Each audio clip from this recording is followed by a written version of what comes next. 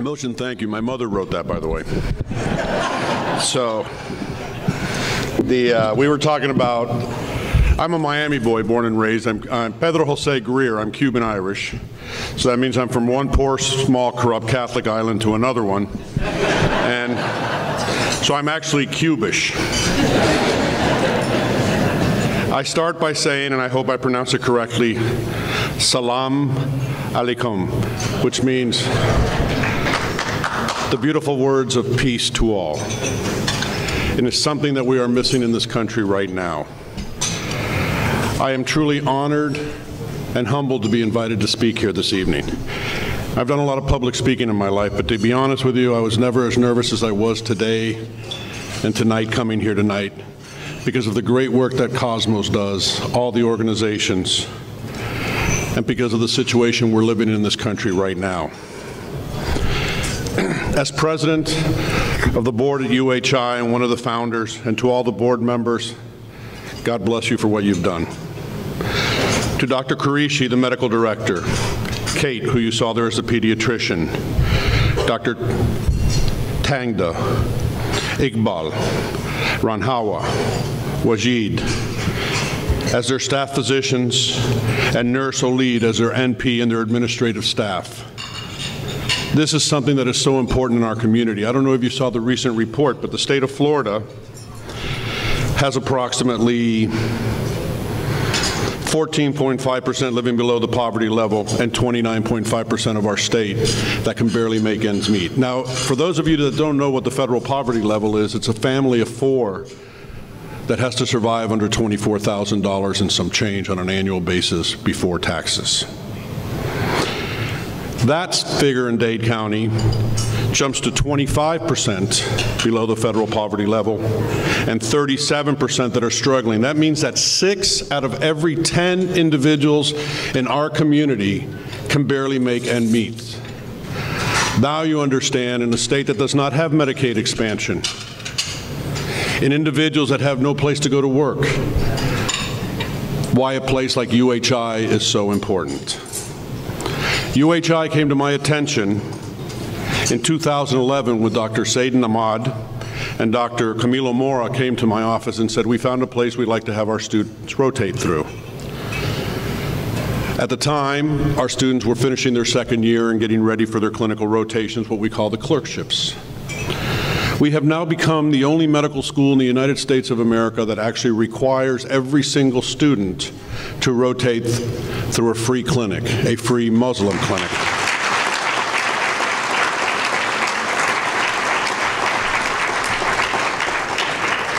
Why is this important? Because unfortunately, with the exceptions of the board at UHI and some fellow physicians I know, we as physicians in this country have grossly failed in our social contract to our nation. The physicians that complained about Obamacare, my response to them was simple. If you're not taking care of somebody, somebody has to take care of them. We take an oath. When we go into medical school in the first week, we do a white coat ceremony, where at that time they pledge social justice. 66% of a student's tuition, as expensive as it is actually paid through the public's tax dollar. The very first patient that we will ever see or be allowed to do any procedure on is not the CEO of a corporation, but an unfunded indigent patient. And when we graduate, we take another oath. I wonder sometimes what has happened to our profession, where we have lost our faith, whether it is Christian, Judaic, Islam, because in all our faiths we are obligated to take care of the least of our society. So they called me and said, let's go to UHI. Only in Miami Gardens, at a strip mall called Las Villas, will you find a clinic like UHI. And what are the lessons our students learn there? They learn to be physicians. They learn to take histories. They learn to do a physical examination. They learn how to make a diagnosis. They learn the social determinants of health. that it's just not the biologic illness, but 90% of all diseases in the United States of America are caused by non-biologic causes, the social determinants of health. Whether that is poverty, whether that is the neighborhood you live in, whether it's systemic racism. Those are the causes of disease. For the first time in the history of this country, for the last 8 years, the most important predictor of survival in America is no longer your genetic code, but your zip code. If you are in Overtown versus Brickell Key, less than 1 mile in distance, there's a greater than 10-year difference in survival. Hialeah to Pinecrest, almost 15 to 20. 8th Street that divides the city of Miami and Coral Gables has equal statistics by 1 street. If you moved a block over, your statistics would be very different. Without organizations like Cosmos that take care, with the organizations within Cosmos that take care of women, that take care of children, that do the resources that they need so that they can have what we refer to as the American dream. Without UHI there to care for the illness, without prejudice.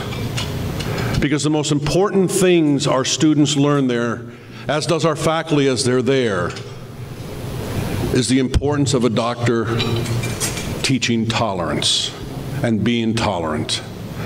There, a patient is seen regardless of who they are. It's in their mission and it's on their signs. Because at FIU, what we want to do is produce physicians for our community and for our state and for our society. We're not looking for the most brilliant neuroscientist researcher. We are looking for the best clinicians.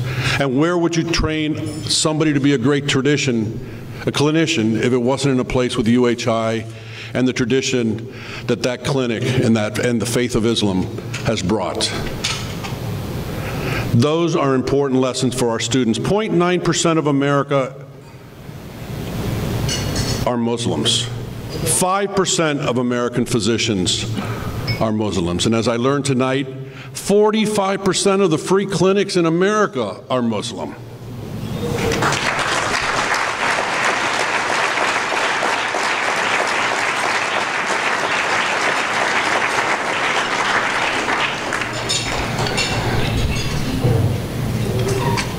What I see there every day and what the students tell us and the narratives that they write are some of the most impressive things you have ever seen. At FIU, we try to represent our society as much as we can. With our Muslim Student Association, over 8% of our student population is Muslim, almost twice the number of physicians that are in this country. 24% of our students are first-generation college. 11% are African American, 34% are Hispanics. And with all that diversity, you know what happens? For God's sakes, the last 5 years, we've had the highest pass rates on the steps and the boards in the entire state of Florida.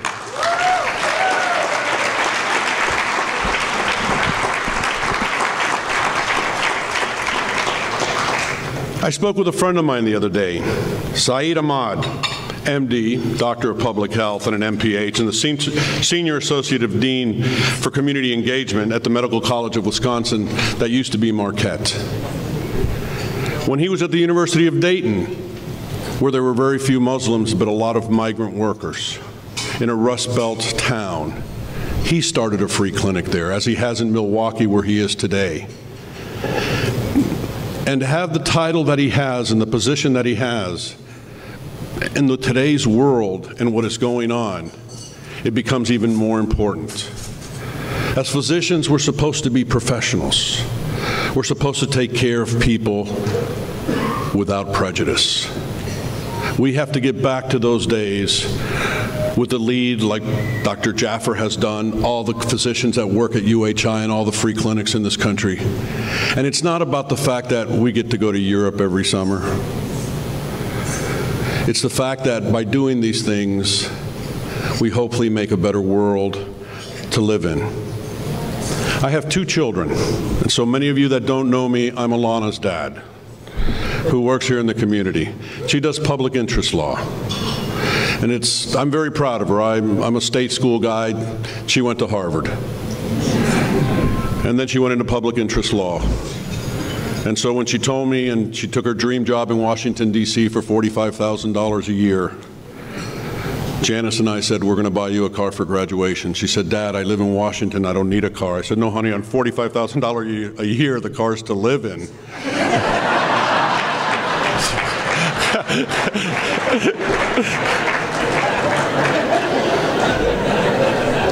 But she's now here in Miami with the Community Justice Project, and she is the attorney for organizations like the Dream Defenders, Black Lives Matter.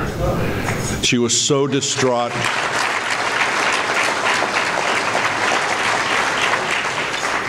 Last Friday, after she left the county commission meeting, inconsolable almost, to think that at a commission meeting made up of mostly immigrants would vote the way they did.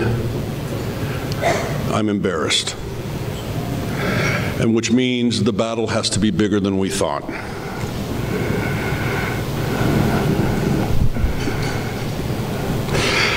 It was interesting. Medical students came to me the other day, and we're about to become the very first medical school right now that has a White Coats for Black Life chapter. And one of the young women that came in, who's also involved now in preparing courses so that we could train physicians and students on human trafficking and torture. The most enthusiastic student, an M2, a second-year student, stellar academically, also a member of the Muslim Student Association, with a spirit I have never seen. And by the way, I didn't even know she was Muslim until she was in my office on Friday and I was doing some research for this talk. And she was the one that told me about all the clinics all over the country. She is the one with the spirit. She is the one with that sense of obligation, that if we are to be physicians, if we are to be members of this society, we are obligated to take care of the most vulnerable, the poorest, the ones that are being attacked. And it is at places like UHI where our students do meet those vulnerable patients, the patients that are their true teachers. We do a thing called household-centered care, where we have a student assigned to a household in Miami Gardens, in Opa-locka, in unincorporated Dade, in South Miami, and they are responsible for that household for the 4 years that they are in medical school. And their interprofessional team consists of law students, social work, public health, School of Education, PA, biomedical engineering. And somebody says, why would you have that as a interdisciplinary team for healthcare? Well, if 90% of diseases are caused by non-medical factors, and every household we go into in these neighborhoods and we say, what do you need? You know, much to my chagrin, nobody's ever said a colonoscopy. But they say things like, I need a job, foreclosures, violence, there's drugs on the street, there's no employment. So what did we do? We hired from these communities. We serve as brokers, we don't compete, we bring organizations together. And of the 22 that we've hired so far from these different communities, and only high school graduates, because they now work for FIU, they get tuition remission. Half of them have a bachelor's degree, and 2 are going for a master's.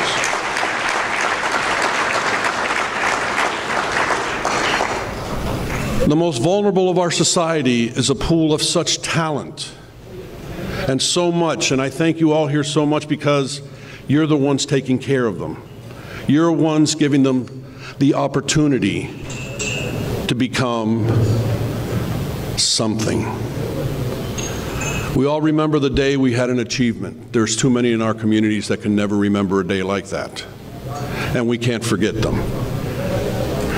Each one of these patients are our teachers. We learn from them. And we think that that is so important that President Rosenberg, at the commencement of the College of Medicine, awards the Medal of Teaching to the family that is voted on by the students and the outreach team as the best teachers to our students, to show the importance of who they are.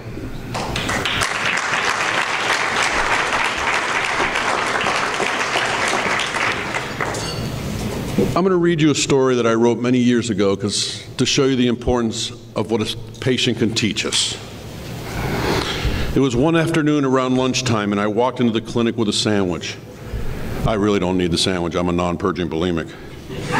I greeted the patients in the waiting room and walked over to the pediatric area where I found a mother with 3 of her children. They told me they had come from the Salvation Army. Her youngest child caught my eyes. He was 6 years old, a little boy with a sweet smile. And being Catholic, I felt naturally guilty. And I handed him my sandwich. He graciously accepted it. He took the sandwich out of the bag and he split it in half. He took 2 bites out of one half, and then he slipped both parts back into the bag. Then he carefully folded the bag and put it in his pocket. "Why'd you do that?" I asked him. "I've had this wonderful career with a doctoral degree, not a real one like a PhD, but an MD.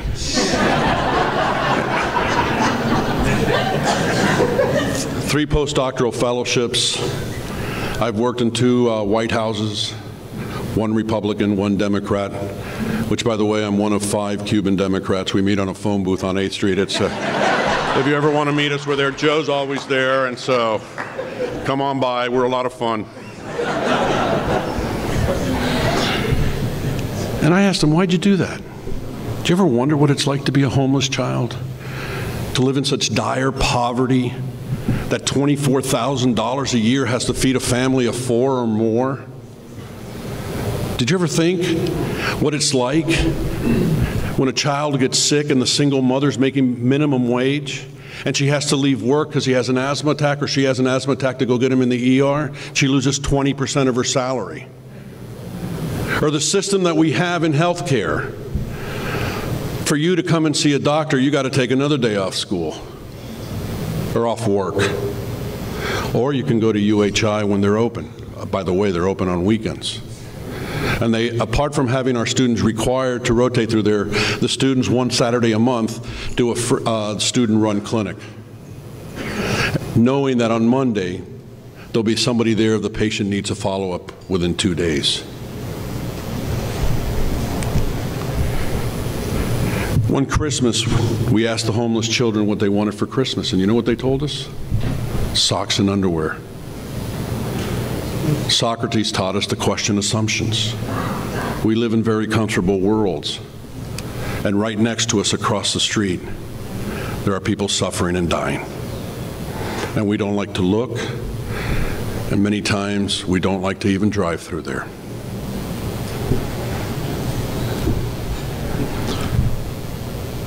He looked up at me, and his reply stunned me. With a smile, he said, "Oh, I did that because the rest of the sandwich is for my brother." He was hungry, but he knew his brothers were just as hungry. Allah has allowed me to study medicine, to explore the depths of disease and its treatment. He has given me the most brilliant professors and inspiring mentors. He has opened the tombs of healing and placed in my hands the most precise instruments of modern technology. But on any random afternoon, God has extended the most remarkable postgraduate opportunities I have ever had. He has allowed me to find him in the gentle lull in the city of Miami, under a bridge in an emergency room, in the waiting room of a neighborhood clinic, in the wisdom and humanity of a homeless child. I leave you tonight with 2 thoughts. Number 1, with all the xenophobia, racism, and hate that is going on, we need to understand that hate is a disease that is contagious, malignant, and actually shortens people's lives on both sides. To combat it, we need to spread tolerance. We need to educate. We need to make sure that there is no intolerance. That's what our students are learning. That's what they learn at UHI. That's what they learn when they go to these households. When I wake up every morning And as I'm driving and I say my prayers, I do it with my eyes open. It's Miami, you wouldn't know. Yeah. You know, I mean, here, people take stop signs like a challenge. I want to be that 6-year-old child. I want to be somebody who can go through life without prejudice, without judgment, that the only judgment I make is based on an illness that I hope to treat and somebody that I hope to cure. Let us think of our fellow human beings, and together we can overcome this horrible wave that is occurring in this country and even in our community, in our state. But if we do this and we do it together, regardless of faith, for we have one God, there isn't anything that can't be done. Nothing. So I say, let's set the bar as high as possible. Let us put our mission at saving the world. We're not going to save the world. But if we don't put that bar that high, we might hit a bar and not go any further.